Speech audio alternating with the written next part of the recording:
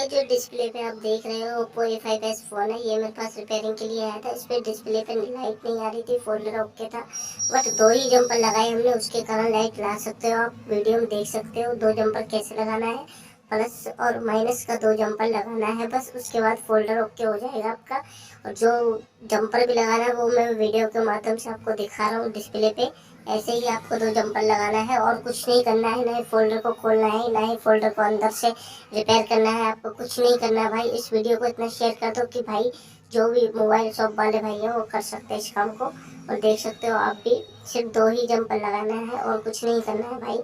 2 jumper कैसे लगाना है वो आप वीडियो में देख लेना। उसके बाद ये फ़ोन ओके हो गया, देख सकते हो स्क्रीन